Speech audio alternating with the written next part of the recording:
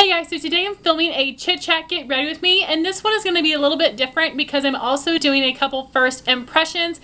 If you guys are frequent watchers of my videos, you know that I really only do first impressions on foundations and brow products. So today I wanted to test out some different products for the first time here on camera. The four products that I have today would be the Rimmel Stay Matte Primer, the MAC eyeshadows in Expensive Pink and Free to Be, the MAC blush from the Simpsons collection in the shade Sideshow U, and the Bare Minerals Marvelous Moxie lip gloss in the shade Future Star. So those are the four new products that I'm going to be trying out today on camera, and I want to jump into it. I may cut out some parts so this doesn't get to be too long. So first I am going to test out this Rimmel Stay Matte Primer. I've heard a lot of great things about this for oily skin, and I have no idea what this will be like. So it comes out like this white, it's almost like glue. That's what it looks like Elmer's glue. So we'll see how it applies. So it seems to be hard to rub in, and it actually smells a little bit like Elmer's, which is, you know, not my favorite scent, but if it works, then that's really all I care about. So I'm gonna apply it to all of my face, but especially my extra oily areas, which would be around my brows, center of my forehead, and the sides of my nose. And I'm not sure if this will do anything for my pores, but that would be awesome. Because right now I'm using two separate primers, one for oil control and one for my pores. So I'll let you know if it does anything for them. And as you can see from how I'm applying it, I do have to really rub it in.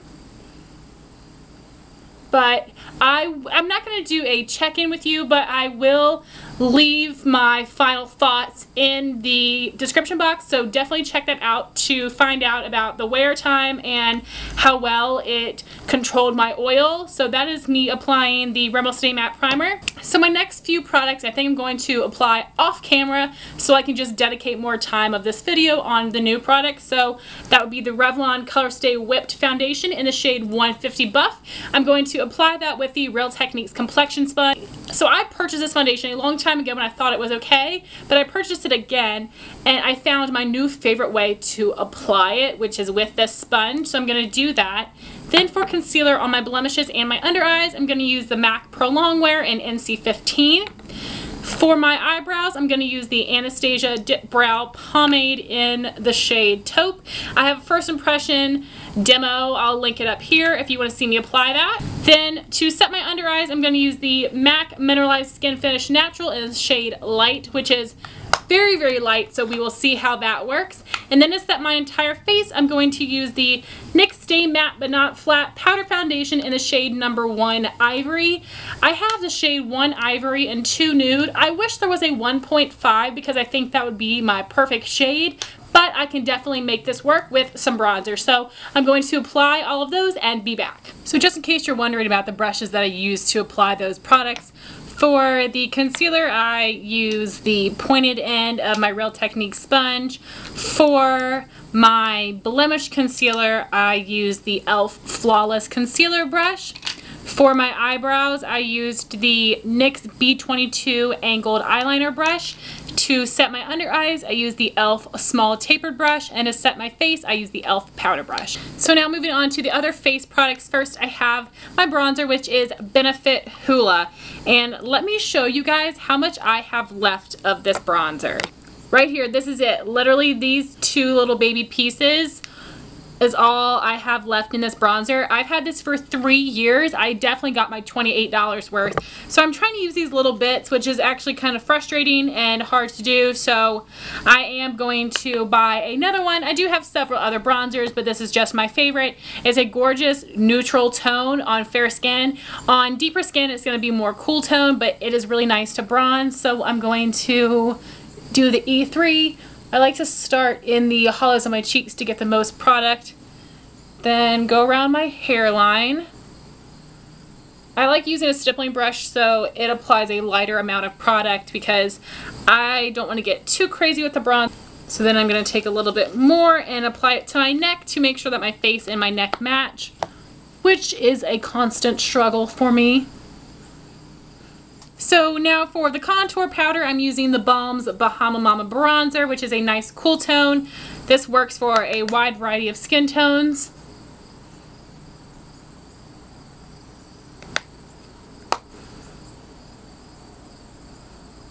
With my Sigma F05 small contour brush.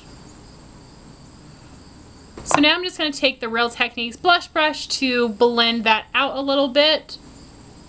So now moving on to the MAC blush from the Simpsons collection. This is called Sideshow U. This is a huge blush. This is the size of a beauty powder or a mineralized skin finish. It's this gorgeous peachy coral color, which is one of my favorites, and it has the nice embossing of Marge Simpson, if you guys can see that. And I will try to swatch this on my hand. There's what it looks like on my finger. And I need to build this up. This is a swatch here, but that was 3 layers, so we'll see how it applies. On the cheeks, I'm going to use my Sigma Duo Fiber blush brush, my F15. Just applying a little bit of this. Okay, that's really pigmented. I was kind of worried because I had to layer the swatch, but actually applying it on my cheeks, it is quite pigmented. Which of course I love. I love really pigmented blushes. So the back of this just says powder blush. It does not have a finish, but I believe it is a satin because I can see some subtle shimmer in the packaging, but on my cheeks it looks matte, which I love satin blushes. So this is so pretty and I'm so happy to have this. And I actually like the packaging. Yes, it is a cartoon, but I don't think it's too cheesy.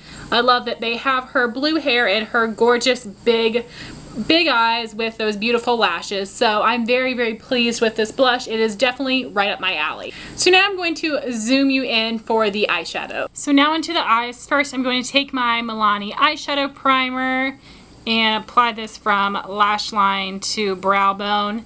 I usually also apply a cream base. In this video, I'm not going to. I want to see how these eyeshadows perform on their own. And this is not my first time trying MAC eyeshadows, but it is my first time testing out these particular colors. So that's why I wanted to share that with you guys and see if they hold up to my high standard of MAC eyeshadow quality. So I put my eyeshadows in this e.l.f. $1 compact. So first I'm going to take the shade Expensive Pink and apply this all over my lid. And here's what it looks like on my finger. Super intense. I believe this is a Veluxe Pearl finish, which is one of my absolute favorites. And it is a nice like golden peachy pink. Super gorgeous, and I can't wait to apply this on my lid with my MAC 239 flat shader brush. And I'm just going to apply this on my lid, just packing it on. Oh, it's so gorgeous. It reminds me a lot of MAC's Melon Pigment too, which is so pretty and creates such a nice look on the eye. It has a lot of dimension to it. And I just love that I'm able to get this intensity without even using a base. That really impresses me. So next I'm going to go in with this shade Free to Be, which is a matte pinky coral. I wish that this was a blush because it would be the perfect color. I even wish that it was a pro longwear eyeshadow just because the pan is bigger.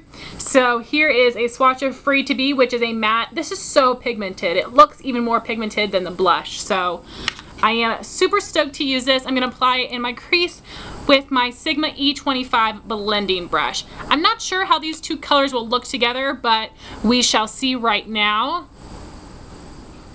It is super duper pigmented. If you guys have either of these eyeshadows, please let me know how you like to wear them.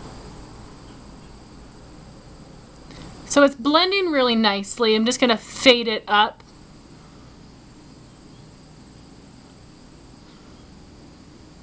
I think that's really pretty. I feel like it almost looks like a cantaloupe type makeup look, which I think is so cute. I mean, it's not maybe the most wearable, but it is really nice, bright, and fun.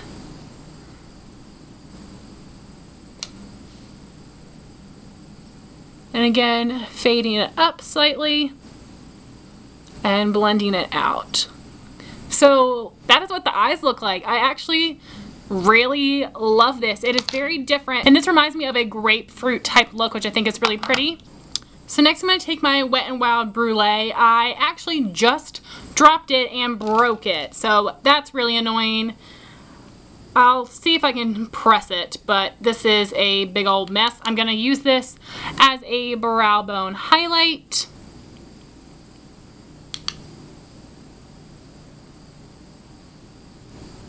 So then I'm going to apply my eyeliner and mascara and be back to show you what's on my lips.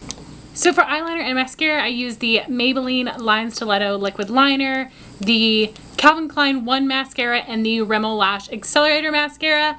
So the last product I have is for the lips, and that is the Bare Minerals Marvelous Moxie Lip Gloss in Future Star. So this shade, along with 4 or 5 other colors in mini size, is part of a new nude lip gloss kit from Bare Minerals.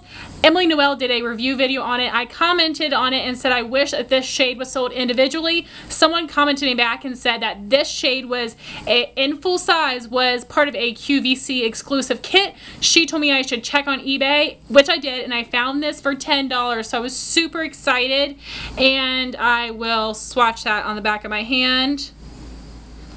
So here it is. As you guys can see, I am totally in a peach obsession right now. Everything peach I feel like I must have. I didn't even plan it. I just was drawn to all these products, and once I put them all together, I realized I am currently obsessed with peach. So let's just try out this lip gloss. It has a nice bent doe foot applicator, and the scent is, I thought was going to be like the Buxom lip glosses, which is like a vanilla mint. This is more of a cinnamon mixed with Orbit Bubble Mint gum, which isn't bad, but let's try it out.